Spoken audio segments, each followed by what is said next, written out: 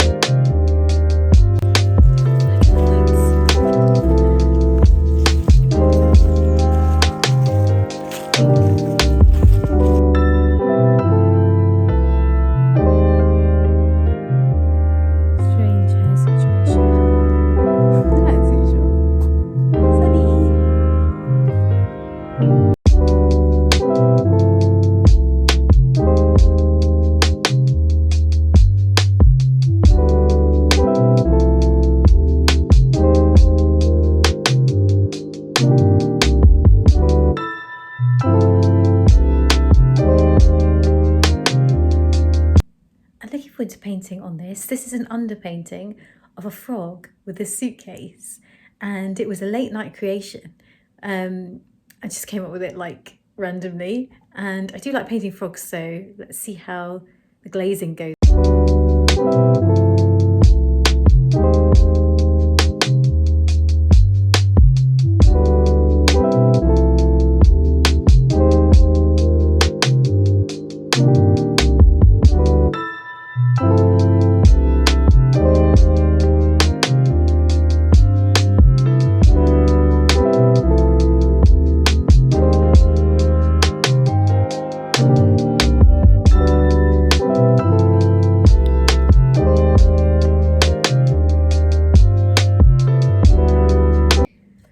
This piece of wood, and it's so funny because painting on wood, I think this is birch ply, is like my arch nemesis. I don't know if anyone else is like this, but I really like painting on MDF, obviously having been primed, but with wood I just tend to avoid using it. And I think it's just because I haven't found a wood that I like. I've only tried a few, and I think probably basswood might be like my dream come true, but the thing is all the really kind of like nice woods are really expensive, so I'm gonna test out some woods. But as for now I'm still using gesso boards because they were on sale and I absolutely adore them, so I'm gonna continue using those.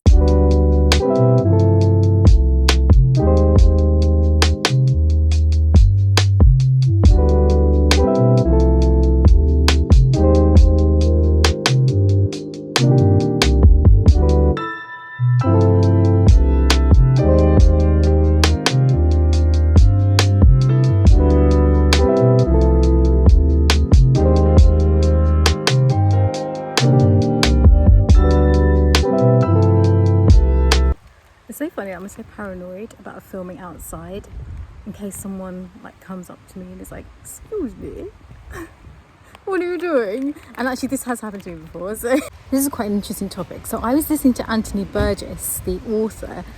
I was listening to his interview this morning, and he was on not a podcast, he was on an interview with Russell Harty. So obviously it was a really long time ago. I'm not really that big a fan of Russell Harty as an interviewer, but anyway, that's neither here nor there. And it was so interesting because he said that he never actually liked his probably most famous novel, which is A Clockwork Orange.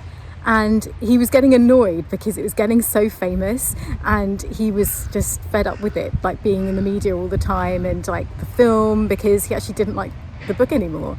And I thought it was a really fascinating interview, and it was a really interesting thing that he didn't like it. And it got me thinking, like, are there artists out there that absolutely hate their art, or any creative person who hates their creative work and kind of looks at it and thinks, God, that's awful? Because I know it definitely happens to me. And whilst none of my things are as famous as A Clockwork Orange, or even remotely so, I actually find this way more with my songs than sometimes my paintings. But there have been paintings that I've done recently where I look at them and I'm like, I really don't like that at all, especially after I worked so hard on them, and then I kind of just put them to the side and they kind of just fade into the background, like I kind of work on other things, and then sometimes I will go back to them. But there are so many occasions where I don't go back to them, and it's terrible, and I keep thinking, like, that's a waste of time, it's a waste of materials, but particularly the waste of time and energy. And I always think perhaps someone could like it, you know.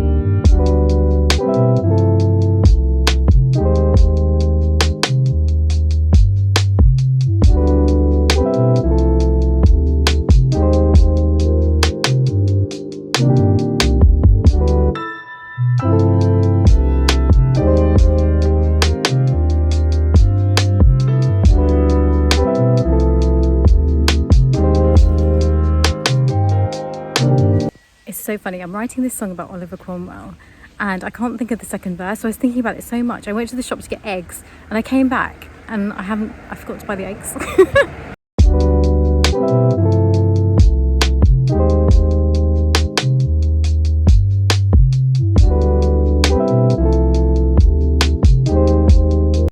This is one of my favourite colours. Look how much I have left. No.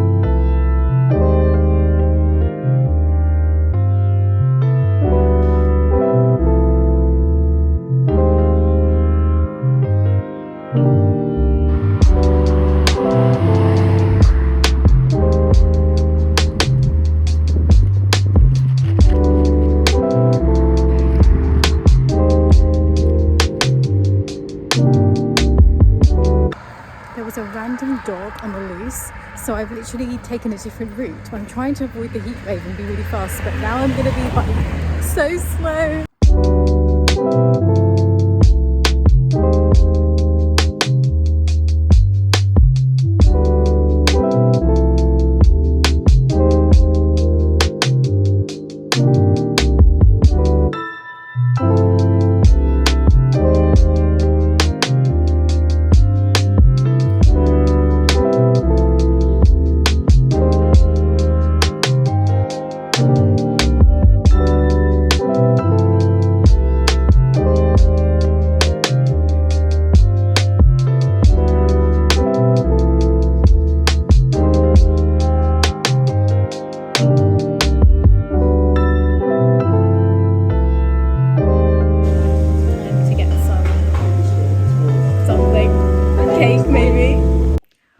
paintings will be available in my Etsy store. The link is in the comment section. I've got 6 panels to work on and 2 ideas. So I'm just going to have to think of something. But it's amazing that I have so many panels at the moment, so that's going to be really fun.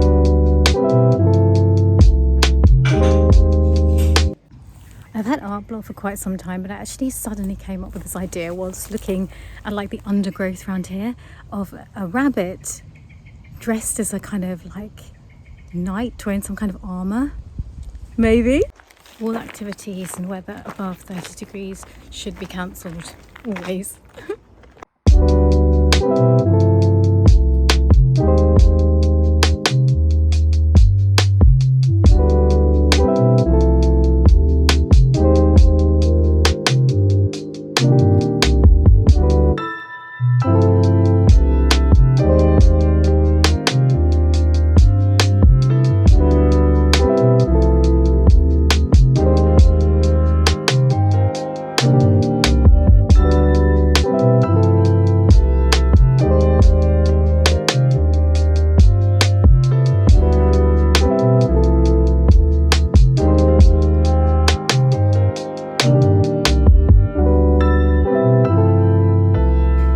It's so freaking hot, fam. I look so demotivating. I've literally been looking at my paintings like, humidity is too high to do anything.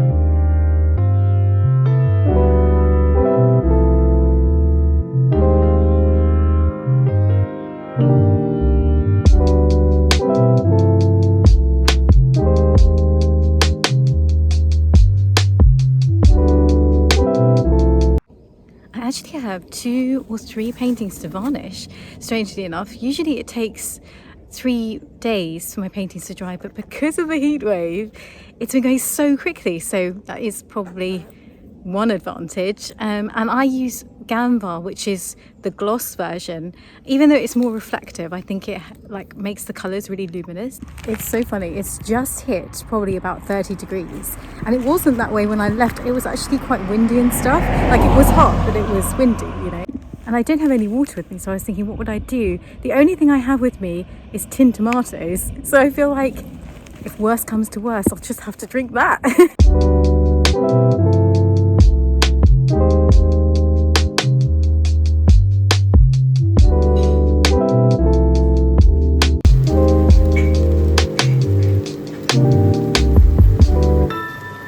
I was watching this really weird film.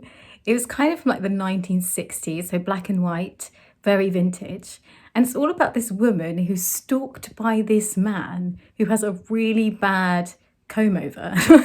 And basically the reason this is his distinguishing feature is because you only see throughout the film until the end the back of his head. They don't reveal his face because obviously that's supposed to be a mystery, even though when they do the big face reveal, like, he's not famous or anything, he just looks like an ordinary man. So I don't know what the purpose of it is, but every time they show the back of his head in the film, like, sinister music plays. So maybe in the 60s there was a fear of men with comb overs.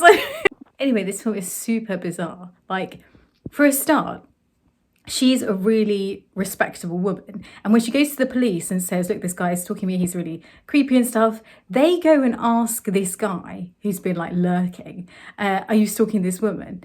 And he's really creepy and strange, and he's like, no. And they believe him, but like, she's really respectable, she has like a nice husband and son, so it doesn't make any sense. And the police are just like, to the woman, every time she complains, they're just like, you're making it up. But it's just like, how could they say that? Anyway, he ends up stalking her in these really like unique ways. Like he sends her a message that her son has gone missing from his school, but then she goes to the school and he's like there, her son is there. And then the stalker makes out that her husband has died, but it turns out that her husband is actually fine. So it's almost like he's just trying to antagonize her in some way because she doesn't want to go out with him or something. But he's clearly a dangerous person. So the stupidest part of the film is there's like the climax where they've realised that he's actually in their house and he might be armed. And so they go and hide. So this is the woman who's being stalked and her husband. They go and hide in the living room and they like turn off all the lights and they're like, oh my gosh, like he's clearly in the house. He's somewhere here. And after about an hour, they get bored and the woman is like, I'm going to go make coffee. It's like, if there's like a potential nutter in your house, and there clearly is, and it's like pitch black, would you go and make coffee? I mean, I just feel like that was so strange. And obviously then he appears and there's like a big standoff. Anyway, I'm not going to say the ending. I mean, obviously it was one of the most exciting films I've ever seen. It was one of those films where I felt like I really wanted to know what happened, but I can't say that it was a great film because it just didn't make any sense. There's also this really funny bit in the film where this stalker tries to kill the woman's husband. And he does it by trying to blow up the elevator where the husband has gone into at his work. Trying to kill someone by an elevator would be quite difficult, actually, because how does he know all the controls? How would he know which like lever to pull? Because in those days, in the 60s, I imagine that to work out how to kill someone by an elevator would actually be quite a complicated process. But obviously this is a film, I shouldn't have really analysed it so much. Anyway, if you want to ask me what the name of the film was, I actually don't know. I think it was something about a stranger, like Stranger Returns. But I apologise if there's a better film called A Stranger Returns, because it might not be that name exactly.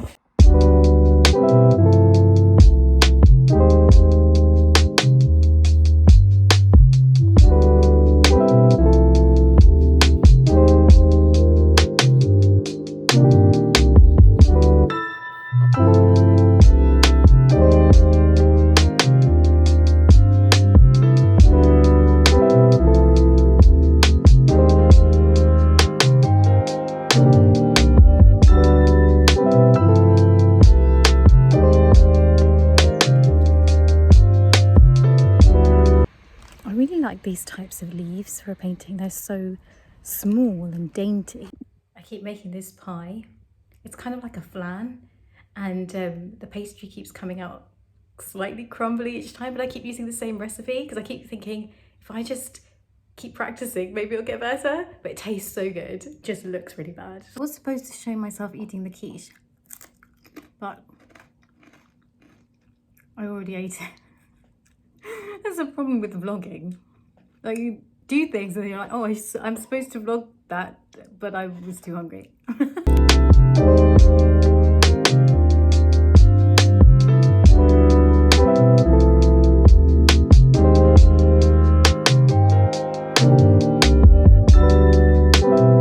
Thank you all so much for watching this little vlog. I'm desperate to upload once a week. I'm going to try every month.